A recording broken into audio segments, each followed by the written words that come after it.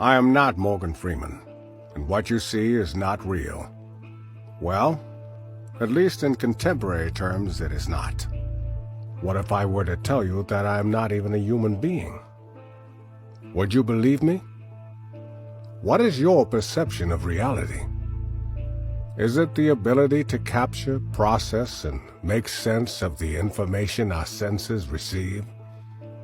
If you can see, hear, taste, or smell something, does that make it real? Or is it simply the ability to feel?